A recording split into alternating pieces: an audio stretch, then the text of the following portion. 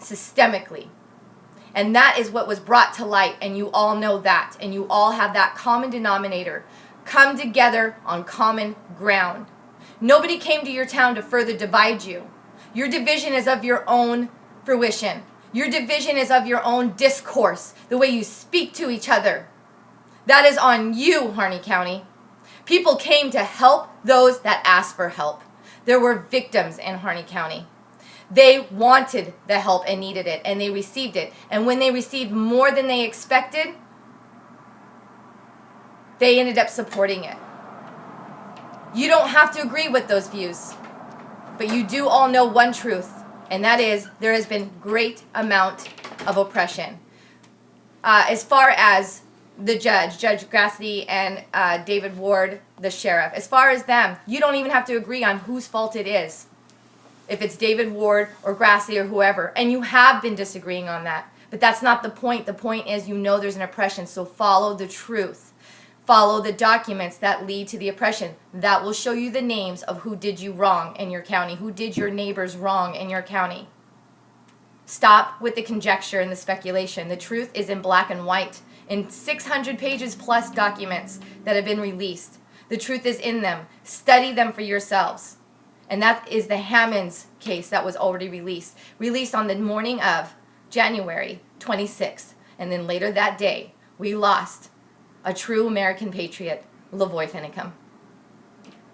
If you want to speculate, ask yourselves how the hell that happened on the same day. Retribution is what I ask. Dig deeper and look for the black and white facts, not the Facebook propaganda and the Facebook bullshit and the ideas and views and opinions patchworked together by people not even on the ground like Dabu 7. I just listened to some of his shit today. I'm so shocked at how far reaching he is going with untruths mixed all together with rumor. He's mixing things and patchworking things to try to give you a new narrative, a new story. And none of it was true. None of it was accurate. It needs to be accurate and true. And you have all that information from the last month or so, all on camera. All on live feeds. Not just Pete Santilli's, but a couple other individuals that did everything they could to record and report to you what was happening on the ground in truth. Mo, you were on the ground quite a bit. Yeah. You, of course, would have to go home to spend a couple of days, but you came back. You were down in the refuge recording people, sending out information, asking for people to come. Did at any time, I want to hear what you were. Were you for the taking over of the refuge from the beginning? Did you support that, or did you support the message? 100% I did not support the actions of taking the refuge. 100%. I told them that. It put fear in me even. I was afraid for their lives though. And because of the fear for their lives, because of known historical events with government law enforcement agencies, several in particular, the FBI, U.S. Marshals, that we have seen happen. Because of that history, I was in fear for their lives. Even though I understood the message and understood that they're bringing light and exposure to something much bigger than me and my fears. So I had to overcome my fears, and I had less time than everybody else online who had to digest what was happening. I had a request to come see them and talk about it, and that was along with Pete Santilli. Pete Santilli was the one they wanted the most. So everybody who's calling him an informant that he recorded everything they did wrong, think about this. I know for a fact that when they called me and talked to me and told me what they were doing on the refuge and explained it a little bit on the phone to me, they said, Maureen, talk to Pete. We need Pete here. We want Pete here. We want him to record everything. We want him to show everybody, the world, what's happening and why this is happening and what's going on and why it's not wrong. And Pete was the number one person they wanted. They invited me too, but he was the priority because of his camera, his equipment, his resources, and his audience. And that is exactly how it began. But Pete and I and Deb and Kenny and several others, Joe O'Shaughnessy, we were beside ourselves with anger, We were worried about the division it's going to cause and has caused in the Patriot community. And how can we help the Patriot community overcome this? Because it will be divided no matter what we do. But how can we help bring them back together with this?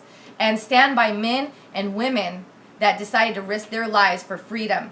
The message we all agree on is clear. The message we all agree on and the education provided we all agree on was a necessity for a national platform. Did I want them to be just left there dying? No. So what was I to do?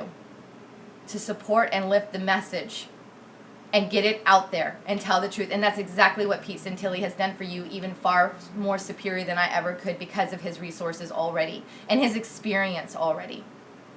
So yes, I support the message. Clearly, I support the message. There is toxicity. There are crimes being committed within our government. They have overreached. Read your Constitution and educate yourselves about what has been done wrong and what we the people can do about that. And that is a step they took. They took a hard right. They took a hard stand to take a step that has been more radical than any of us would have preferred because we're all so comfortable behind the keyboard in our chairs, doing nothing really. And actually, how about the things that were done legally? How about all the resources that were exhausted over and over legally? The petitions of hundreds of thousands of signatures. We all participated in that. Even behind our keyboards, we signed what was ethical and moral. We signed and tried to fight against it. Were our voices heard? No. What was necessary? I think what they did was necessary. Would I have chosen to do it? No. Why would I have chosen not to do that? Because I would have been too scared. So look in the mirror, people, because you would have been too scared too. Now what do? Do we let people just continue to die? Do we let the overreach of the government continue to thrive and choke us out? Choke out the voices that are exercising their First Amendment rights, like Pete Santilli, who clearly demonstrates his First Amendment right without threat. His only weapon has been his voice. And if you are insecure about that and jealous about that, get out of our way. You're not a patriot. You're not strong enough to be a patriot. Patriots are strong. Patriots do not have those insecurities because there is no room for this.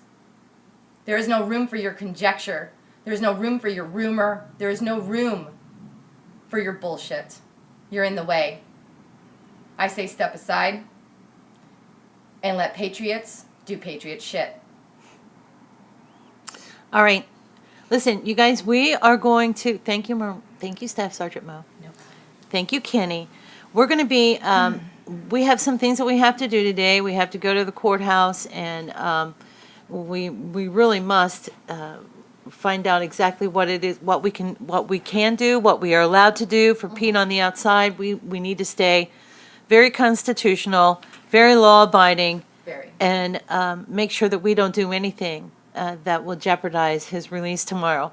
Ken, did you have something else you wanted to say? Yes, I want to say to the Sheriff Ted Gunderson ended up being a very good friend of mine. If you check out and see who he was over L.A., the head FBI agent, had 700 men under him, and he told me about the COINTELPRO. He told me how it worked.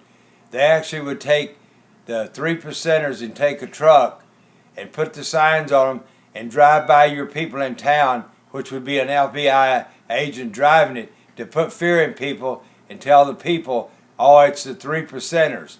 So you need to check on the COINTELPRO how it works. I wish for my life that you could have talked to Ted Gunderson before he actually died. Then maybe you could have learned how to be a good sheriff.